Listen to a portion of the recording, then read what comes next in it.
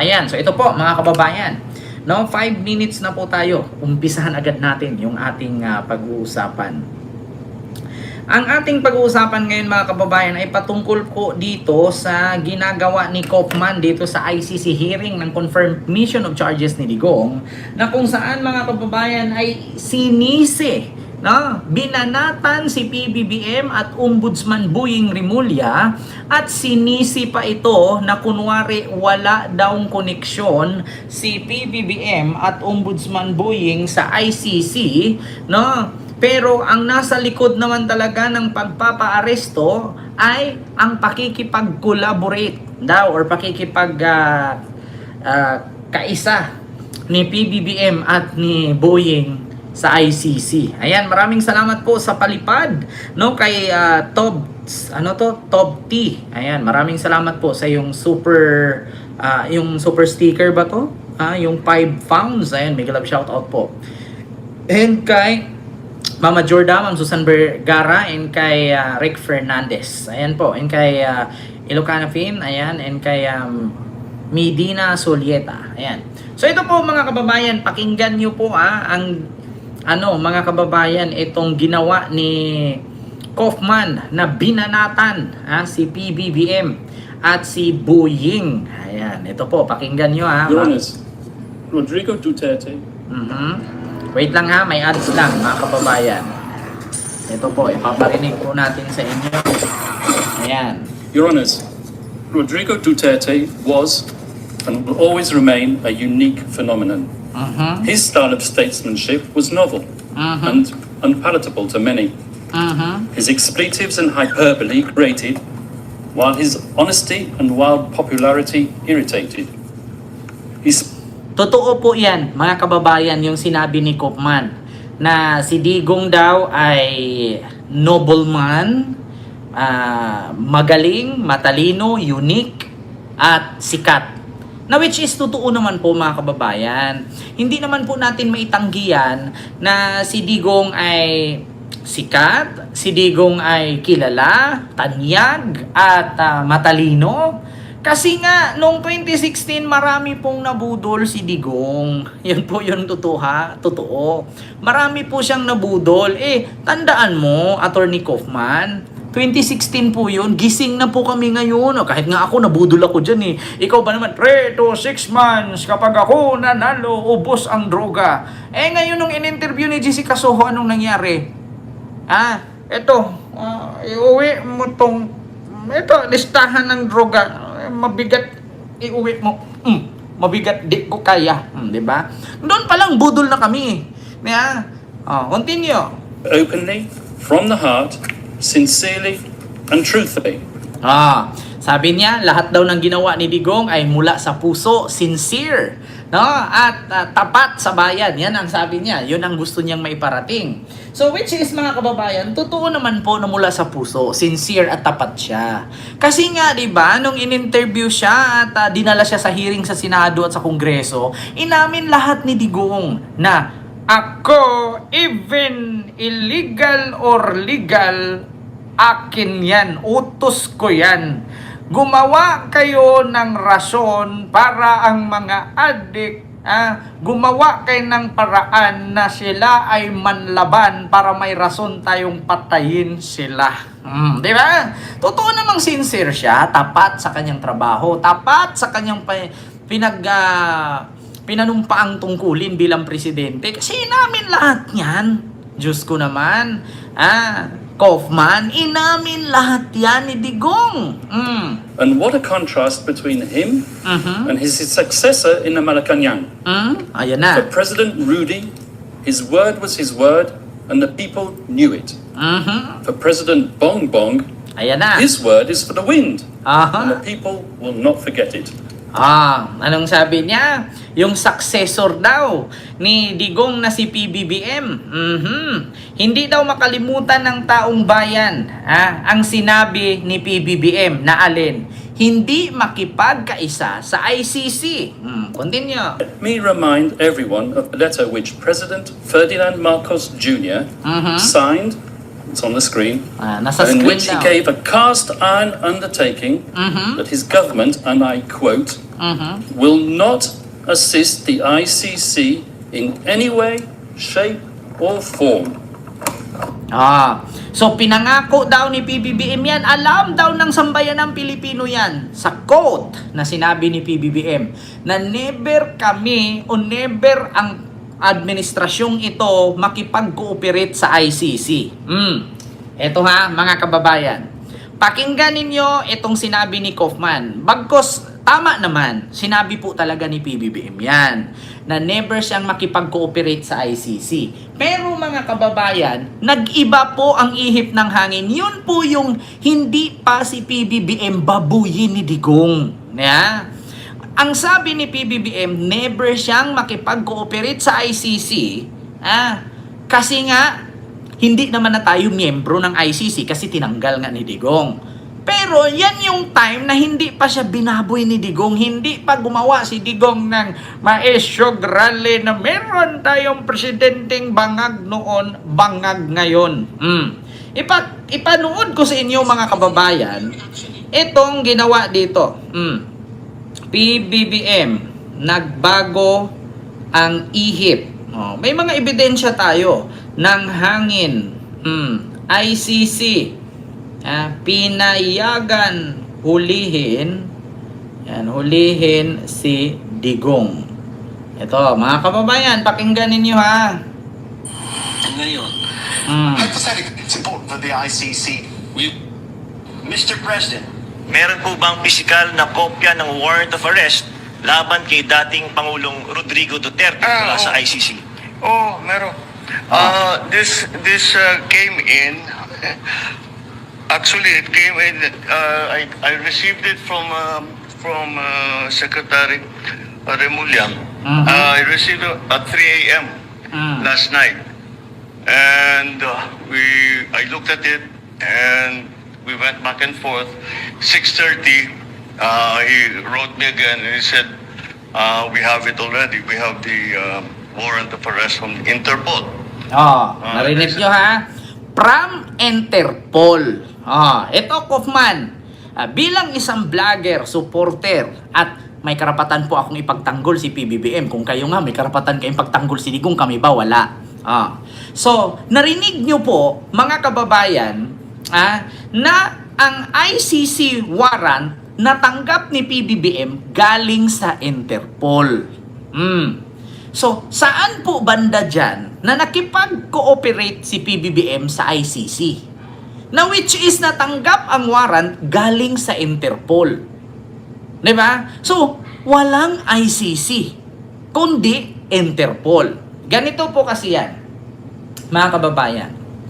Paano po makipag-cooperate ang presidente ng Pilipinas sa ICC, kung wala naman po tayong koneksyon na sa ICC kasi noong 2019 ay pinutol po ni Digong ang ugnayan ng Pilipinas at ICC mula nung napansin ng dating prosecutor ng ICC na babae na negra na sinabi nga ni Digong na isang babaeng sunog na balat. Yung mga itim, kayong mga itim, pakialaman ninyo yung aking bansa. Bansa ko ito. Yung bansa niyong pakialaman ninyo, mga putang ina kayo. Sinabi ni Digong yan, kayong mga itim.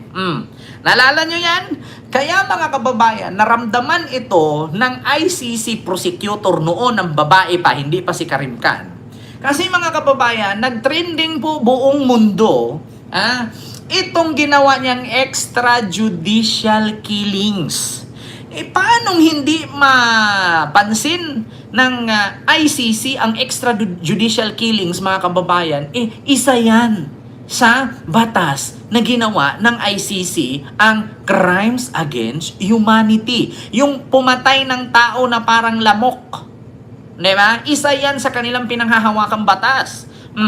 Tapos ngayon, ang isisi ni Kaufman na si PBBM daw ang rason at si Boying Remulla nakipag-cooperate sa ICC para maaresto si Digong.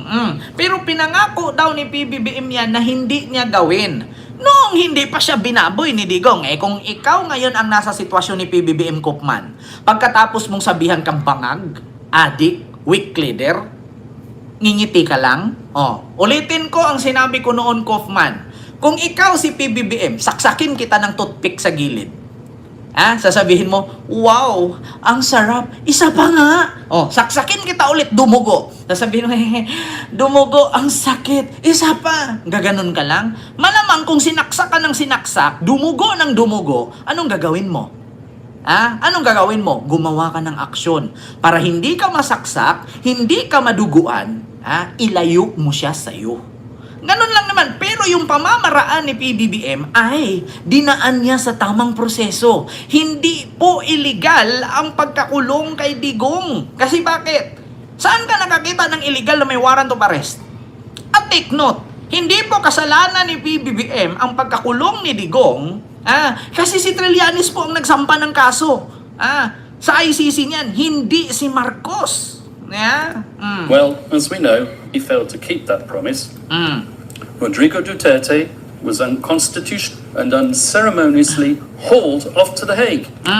And when called upon to defend his master's actions and the said letter at a Senate committee hearing, the then Secretary for Justice, once again Mr. Jesus Crispin Remulla, persisted with the same dishonest theme. And I quote his words, "We did not assist the ICC. We continue with the very tone of the letter that we did not assist the ICC and we did not have any contact with." Sabi niya, bukod kay PBBM, pati din daw si Secretary of Justice Remulla noon, nung hindi pa ombudsman, sinabi din na hindi kami makipag-cooperate sa ICC. Kaufman. Uulitin ko, Kaufman. Ubo na tao. Ubo na tao. Saan banda na nakipag-cooperate ang Marcos administration, si Boying at si PBBM sa ICC? Ni minsan ba may ICC pumunta sa Pilipinas para arestuhin si Digong? Magbigay kayo, mga kababayan na nanonood sa akin ngayon. May nakita ba kayo na isang opisyalis ng ICC na pumunta sa Pilipinas nung inaresto si Digong?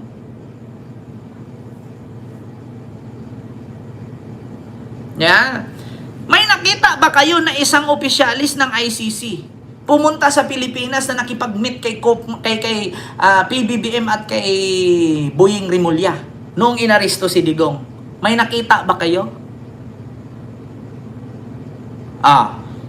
Yes or no? May nakita? Yes. Kung wala, no.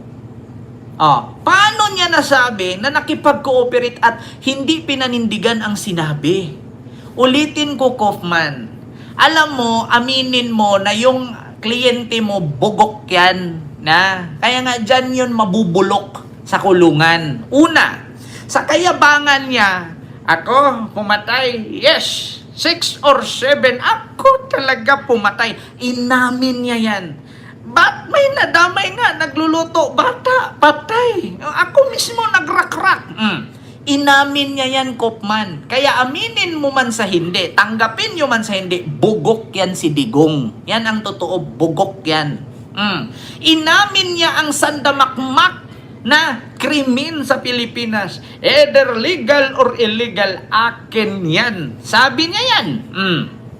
Pangalawa, ang akala kasi ng Digong ninyong bugok na yan, na mabulok sa kulungan, uuwing nakagarapon, bring his urn sa Pilipinas, ang akala niya kapag putulin niya ang ugnayan ng Pilipinas at ICC, ay hindi na siya maaresto.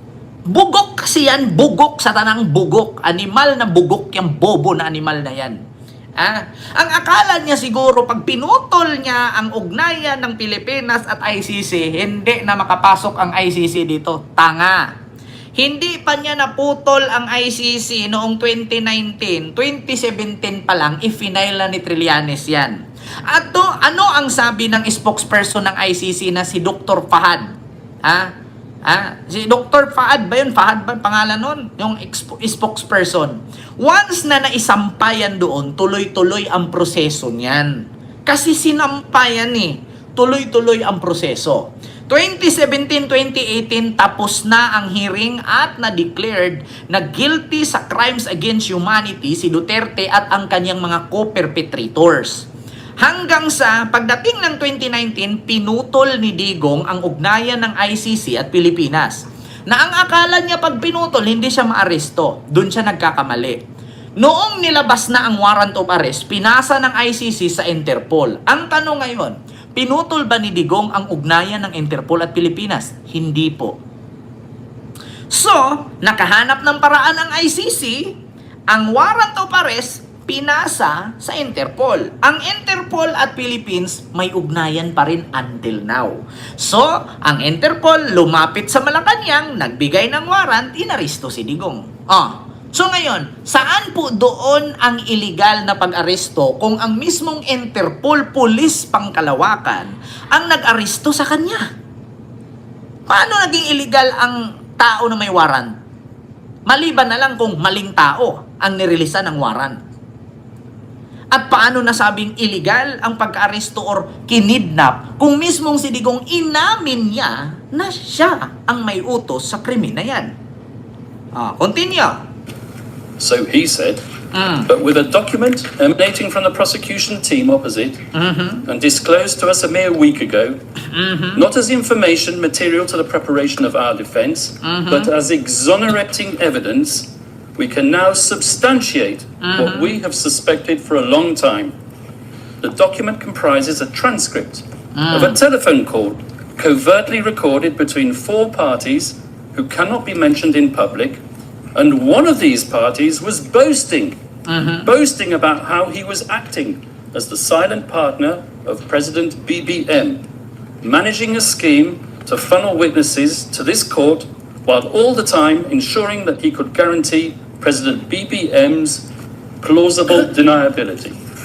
Ano daw? So it is indeed the defense case that President Ferdinand Marcos Jr. set out to neutralize Rodrigo Duterte and his legacy. Yes, Mr. Deputy Prosecutor.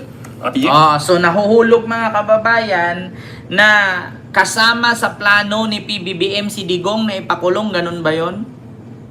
Yun ang pinarating ni Kaufman.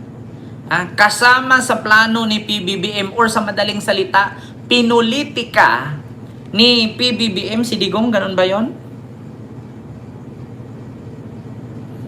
Ganun ba yon? Pinulitika?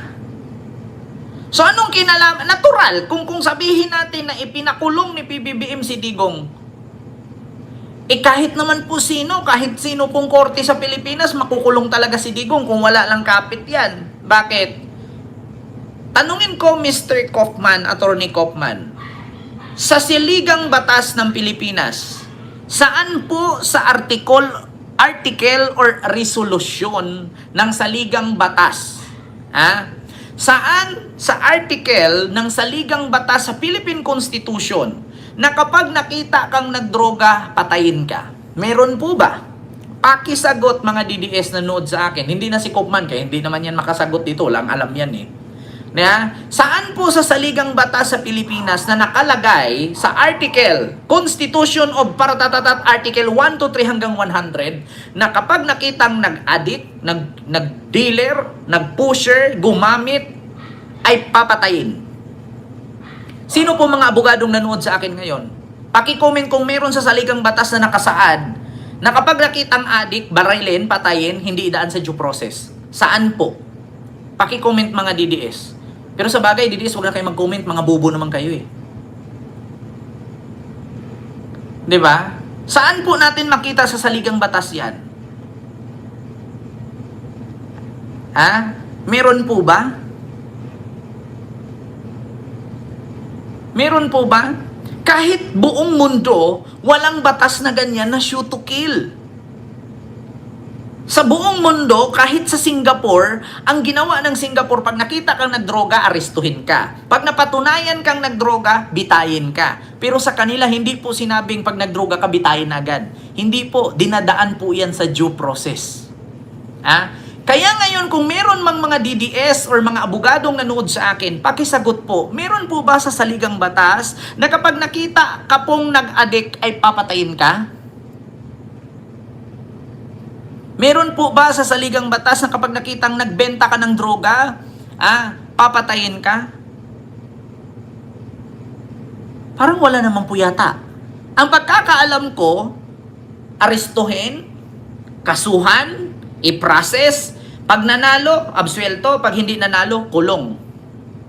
Kasi ang droga walang piyansa, depende sa bigat. Diba? Yan ang malaking tanong ngayon. So, paano nasabi ni Kaufman na illegal at sinit up si Digong ni PBBM at ni Boying para makulong? Saan po dun? Ayan tayo, Kaufman eh. That legendary word, neutralize, so central and so essential to your case theory. Because you know just as well as me that I'm using the term metaphorically. Diba? Kita nyo yan? Mahirap mga kababayan kapag hindi ka Pinoy. Mahirap talaga mga kababayan kapag mag-abogado ka sa isang kriminal na hindi ka ni minsan man nakaapak sa lupa kung saan nangyari ang krimen. Sa bagay, mga kababayan, isa lang naman ang sagot ng palasyo niyan bukas. Alam nyo ang sagot ng palasyo niyan sa press briefing? According sa mga sinasabi ni Attorney Kaufman, sa bagay, nagtrabaho lang naman yung tao. Kailangan lang naman kasi sabihin ng tao na ganito, ganyan, kasi binayaran siya. Ipakita niya na gumalaw siya kasi sayang naman ang bayad niya. Kung hindi niya ipakita ang trabaho niya bilang lawyer at bilang kliyente niya na nagbabayad. Alam ko mga kababayan, ganyan ang isasagot niyan. Intindihin na lang po natin kasi bayad nga naman po yung tao. 'Di ba?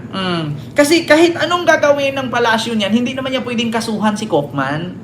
Hindi po pwedeng kasuhan ni PBBM si Kaufman kasi wala naman pong jurisdiction ng Pilipinas para kasuhan si Kaufman kasi taga Netherlands naman yan. Isa lang ang sagot ng palasyo diyan. Intindihin natin si Kaufman. Kailangan niyang magbida. Kailangan niyang gumawa ng entrega kasi binayaran nga naman siya. Ipakita niya sa mga tao na naniniwala sa kanyang kliyente na professional siya. Di ba? Binayaran nga naman. Kayo ba naman 150 million a month? Hindi ka ba mag-feeling lawyer niyan? Sayang na. Tapos almost 10 months. Putang ina, 150 times 10 billion na. Yeah? Billion na eh. Imagine, Kaufman is a billionaire. Diba? Paldong-paldo eh. Diba? Maintindihin na lang natin. Ang reaksyon ko mga kababayan bilang isang vlogger, supporter ni Pangulong Marcos, sa mga sinabi ni Kaufman, naiintindihan ko siya.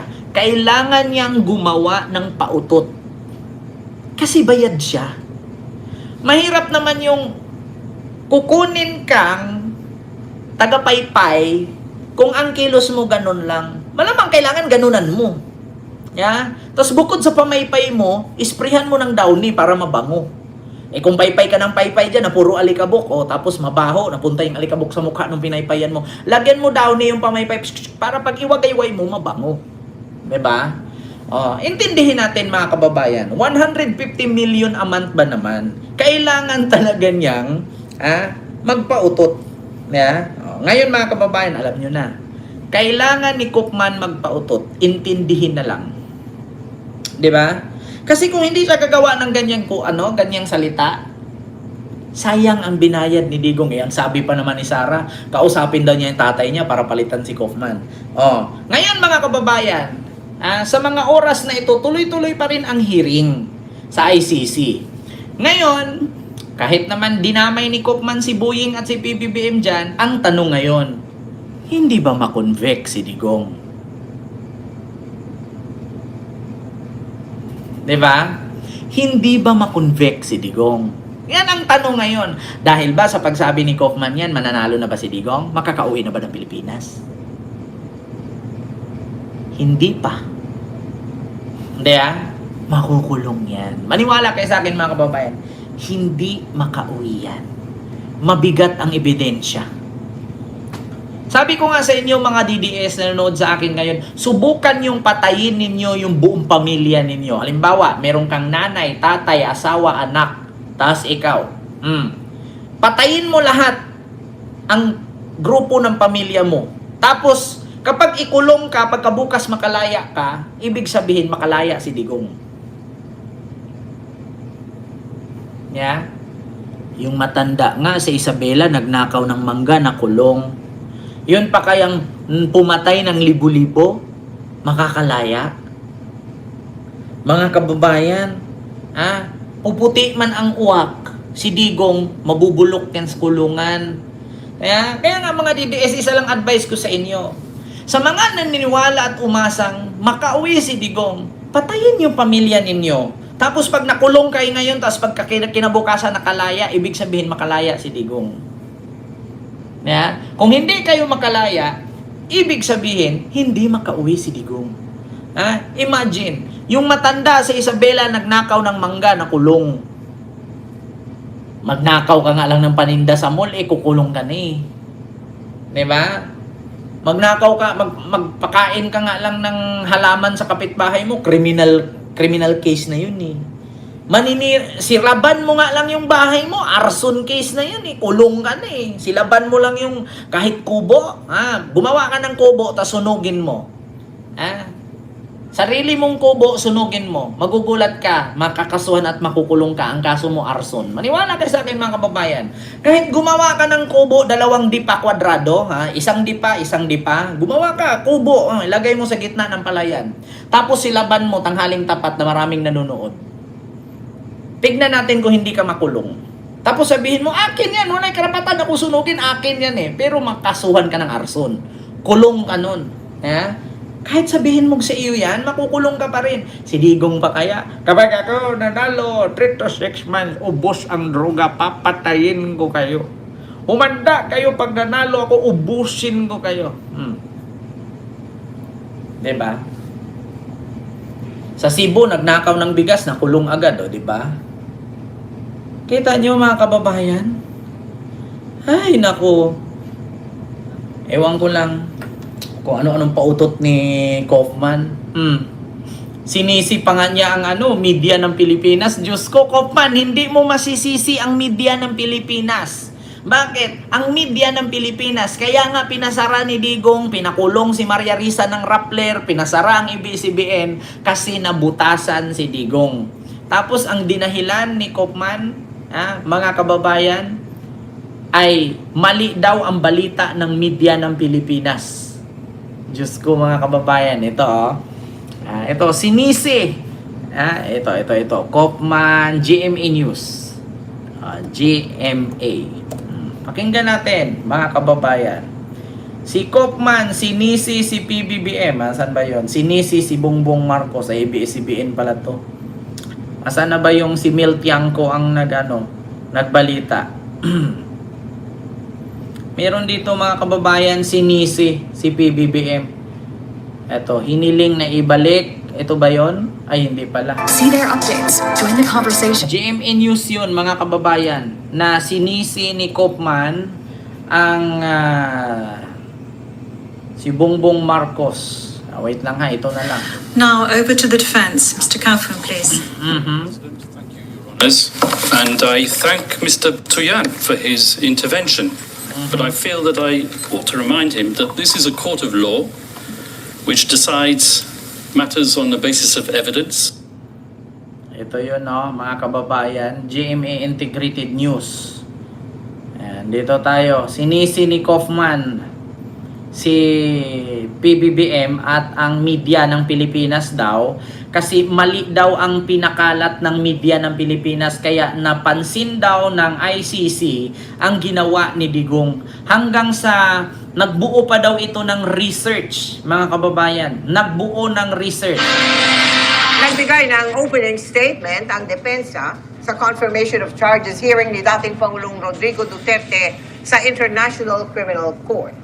Ang mga akusasyon, itinanggi ng kanyang abogado na si Nicholas Kaufman. Inilatag niya kung paano daw napunta sa ganitong lagay si Duterte. Una niyang binanggit kaya napunta si Duterte sa ganyang lagay, mayabang siyang putang inang bugok siya. Media sa Pilipinas na ginamit ang matak Pangulong Rodrigo Duterte sa International Criminal Court. Ang mga akusasyon, itinanggi ng kanyang abogado na si Nicholas Kaufman. Inilatag niya kung paano daw napunta sa ganitong lagay si Duterte.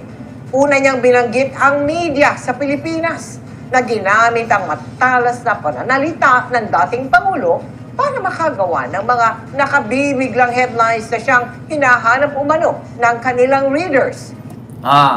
Paanong hindi ka itatapik sa media ng Pilipinas kung sabihin mo, yo, Barack Obama, you son of a bitch. Barack Obama, ICC, EU, come to the Philippines and investigate me. Kasi kayo, kitoy-kitoyin ko kayo. Sabi ni Digong yan. O, sinong nakakalimot yan? Sinong hindi nakapanood yan? Obama, EU, ICC, come to the Philippines and investigate me. Kasi ako gagawin ko, so kitoy-kitoyin ko lang kayo. Yan sabi ni Digong. Yan yung kadugtong doon sa in-interview siya ni Doris Bigornia. Mr. President, sino at saan at ilang mayor po ang sunod yung ipatumba? Sabi naman ni Digong, ikaw kung sino gusto mong i-intriga. Sabi niya kay Doris Bigornia, napanood nyo ba yan, mga kababayan? Na kitoy-kitoyin? Continue. Ito daw ang dahilan kung bakit naging target si Duterte ng civil society na pinopondohan ng mga tycoon. Pinunduhan daw ng mga tycoon. Kung ako businessman ng Pilipinas, pinakamayaman na businessman ng Pilipinas, bakit ko pupunduhan? So, ibig sabihin ba, ang nagpondo niyan si Lucio Tan kasi siningil ni Duterte ang Philippine Airlines ng 6 billion na utang at ang ABS-CBN? So, ibig sabihin ba, tycoon, ABS-CBN, Carlo Katigbak at Lucio Tan ang nagpondo? Ayos-ayusin mo yan, Kaufman. Nako, mahirap yan mag-imbestiga, Kaufman. Mahirap gumawa ng intriga. Tandaan mo, Kaufman, di ka Pilipino, chismoso kang animal ka. Saan mo nakuha yan na pinunduhan ng mga business tycoon? So ibig sabihin ba si Lucio Tan ang nagpondo niyan? Kasi bakit? Siningil ni Digong si Lucio Tan ng 6 billion sa Philippine Airlines? Continue. Mais na siyang hinahanap umano ng kanilang readers. Ito daw ang dahilan kung bakit naging target si Duterte ng civil society na pinopondohan ng mga tycoon hanggang makaabot ito sa mga academics sa ibang bansa na inaayos ang kanilang research at naglalabas ng mga article tungkol sa unay malawakang attack sa Pilipinas. Ayan na. Pinaalala ni Kaufman na ebidensya at hindi rhetoric ang magpasya sa kasong ito. Binanggit din ni Kaufman na meron daw silang ebidensya na magpapatunay na walang kasalanan si Duterte. Meron kang ebidensya na magpapatunay na walang kasalanan si Duterte, pero wala kang ebidensya na magpapatunay na kung sino yung tycoon na nagpondo para sirain si Digong. Sino, Kaufman, ilabas mo, sino ang mga business tycoon o mga billionaire sa Pilipinas na negosyante na pinunduhan para masira si Digong? May ebidensya ka na magpatunay na walang kasalanan si Digong pero wala kang ebidensyang may pakita. Sino ba yung mga business tycoon na yan? Putang ina, Kaufman, no?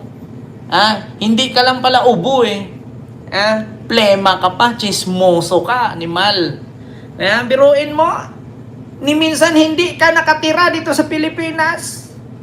Hindi mo nga alam kung sino yung mga pinapatay. Tapos ngayon may pa-issue-issue ka na pinunduhan ng mga business tycoon para masira si Digong. Tangina, Lucio Tan, no? Calling for Lucio Tan, no? Calling for Carlo Katigbak, ABS-CBN, pinasara ni Digong.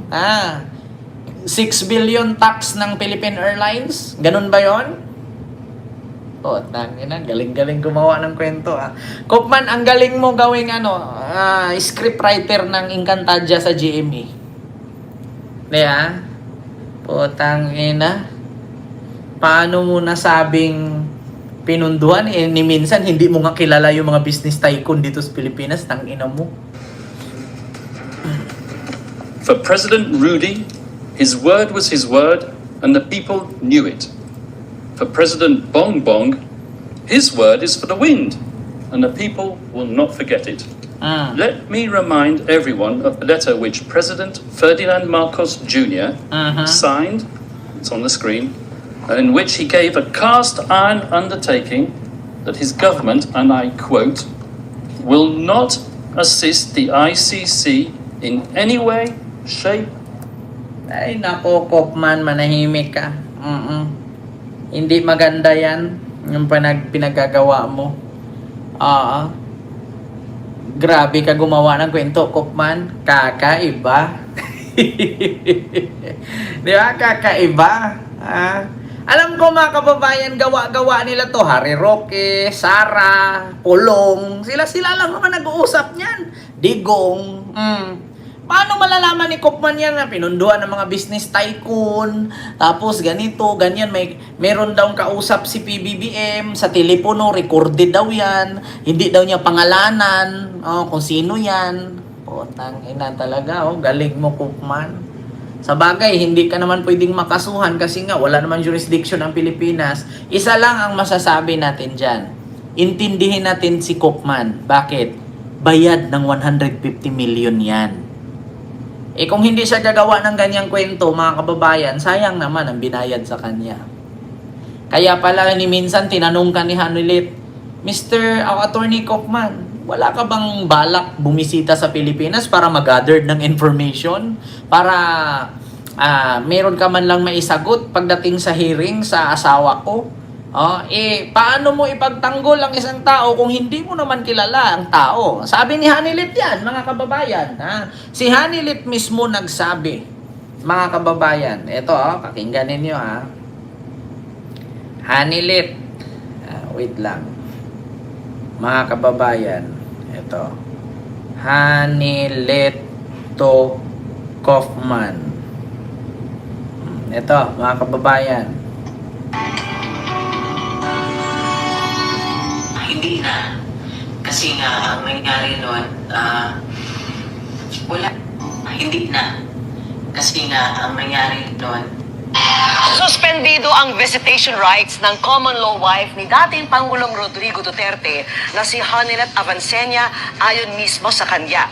Ang sinisisi ni Avancenia, ang abogado ni Duterte sa ICC na pinagdadamutan umano siya ng pagkakataong dumalaw dahil sa nabanggit umano niya tungkol sa kaso. Ayan. Nakatutok si Marisol Abduraman. Kasi question nga ni Hanilet, paano mo maipagtanggol ang asawa ko kung hindi mo nga siya kilala? Hindi ba pupunta ka ng Pilipinas tapos maghanap ka ng information doon para may maisagot ka naman sa hearing? Paano mo ipagtanggol ang isang tao kung hindi mo naman kilala? Yan ang sabi ni Hanilet. 5 minutes bago matapos, sinabihan na lang. Sa isang panayam online, sinabi ng common law wife ni dating Pangulong Rodrigo Duterte na si Hanilet Avancenia na sinuspindi raw ang kanyang visitation rights kay Duterte sa detention facility ng International Criminal Court sa The Hague, Netherlands. Ito raw ang sinabi sa kanya ng isang lalaki sa loob ng detention facility ng ICC nung muling dumalaw siya. Nung time na yun, 5 minutes bago matapos, sinabihan na lang ako na isususpend daw ako. Ang sabi pa nga ni PRD doon sa lalaki na nagsabi na sabi niya, you cannot do that. Ginanyan niya. Kasi, you know, he's expecting me. This is my time right now. This is my schedule to visit him. Tapos the following day, wala na akong visit. Sabi ni Avancenia, may kinalaman ang pagsuspindi sa kanya sa isang tawag niya sa telepono kay Duterte noong July 19. 5 minutes bago matapos aming ang visitation time namin. Sinabihan ako nung isa doon. Sabi niya na nung July 19 daw, nung phone conversation namin, meron daw akong sinabi. Sabi ko about the case. Sabi ko, I don't know anything about the case. Sa isang punto ng panayam, sinisiri ni Avancenia ang Chief Legal Counsel ni dating Pangulo na si Nicholas Kaufman na pinagdadamutan daw niya ng pagkakataon na makadalaw kay Duterte. Dinideprive mo ako na mabisita siya, at least may makausap siya na family. Alam ko, I have nothing against you, pero please do not deprive us of, you know, asking other people or asking legal opinions from other lawyers also. Pero we acknowledge you as his lawyer. Alam ko doon ka na nagalit eh. Galit ka na doon for me. You know, I know you are protecting your practice. I don't know if you're trying to prove something. Pero kami, we are concerned about the life of this man. Mensahe pa ni Avancenia kay Kaufman. How can you defend the man if you do not know the man? Yeah. He's 80 years old and then... Diba? How can you defend a man if you don't know the man? Oh. So, wala ka bang time pumunta ng Pilipinas, kumuha ng mag-gather ng information para may maisagot ka naman sa hearing? Oh, at least kung pumunta ka ng Pilipinas, may rason si Koopman na kahit mag-imbento siya ng kwento na pinunduhan ng mga business tycoon, at least pumunta siya ng Philippines. Ever since hindi siya pumunta, maliban nung nakipag-meet siya kay Imelda sa Pilipinas, pero hindi pa si Duterte sikat at kilalang politiko noon. 'Di ba? Oh, pakinggan niyo. Marami na siyang, alam mo na, marami na siyang hindi ma-remember, hindi ma-recall, malalo na nung nag-presidente siya. Nang tanungin si Kaufman hinggil sa legal basis ng umano'y pagsuspindi sa visitation rights ni Avancenia, tumanggi siya magkomento kung totoo ang mga aligasyon ng partner ni Duterte para na rin daw sa judicial reasons at bilang pagrespeto sa privacy ng pamilya. Dagdag ni Kaufman, tila emotional si Avancenia, kaya kung ano-anong paratang ang sinasabi nito na pinalalaki pa raw ng ibang tao. Tungkol naman sa pagkwestiyon ni Avancenia, sa kakayahan ni Kaufman ay pagtanggol si Duterte, sinabi niyang ang anak nitong si Vice President Sara Duterte bilang isang abogado ay may kakayahang maghusga sa kalidad ng kanyang pagtatrabaho para sa dating Pangulo. So ibig sabihin, si Sara nga ang nagbigay ng info kay Kaufman, no? Dito, kuha na. Alam na natin, ha? Kung ang sabi ni Hanilet, how can you defend a man if you don't know the man? Hindi ka ba pupunta ng Pilipinas, mag-gather ng information? Ang sagot ni Kaufman, andyan naman yung anak niya na si Sara Duterte, abogado at nagtrabaho sa gobyerno. So, ibig sabihin, si Sara ang nagbigay ng info kay Kaufman. O, ngayon, huli ka na. Alam na. 'Di ba? Ulitin ko ha, mga kababayan. Ulitin ko. Sa visitation rights ni Avancenia, tumanggi siya magkomento kung totoo ang mga aligasyon ng partner ni Duterte para na rin daw sa judicial reasons at bilang pagrespeto sa privacy ng pamilya. Dagdag ni Kaufman, tila emotional si Avancenia, kaya kung ano-anong paratang ang sinasabi nito na pinalalaki pa raw ng ibang tao. Tungkol naman sa pagkwestiyon ni Avancenia, sa kakayahan ni Kaufman ay pagtanggol si Duterte, sinabi niyang ang anak nitong si Vice President Sara Duterte bilang isang abogado ay may kakayahang maghusga sa kalidad ng kanyang pagtatrabaho para sa dating Pangulo. So, sa pag-question ni Hanilet, kung paano ni Kaufman si Digong ipagtanggol, kung hindi naman niya kilala si Digong, sabi naman ni Kaufman, sa abilidad ni Sara, abogado naman si Sara, alam ni Sara kung paano ako nagtrabaho. So, ibig sabihin,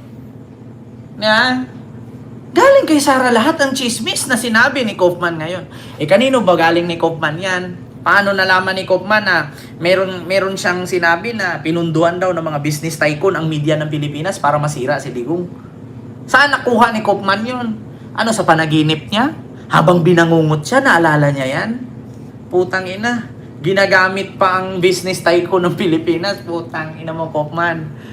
Tigil-tigilan mo yan. Itulog mo yan. Itulog mo yan. Hindi nakakatuwa. Ina mo, chismoso ka rin. Wala kang pinagkaiba sa mga DDS. DDS ka nga naman pala kasi supporter ka nga ni Digong. Nakikip, Tatay Digong, bring him home, Tatay Digong. Sabi kita ninyo, DDS na si Kaufman.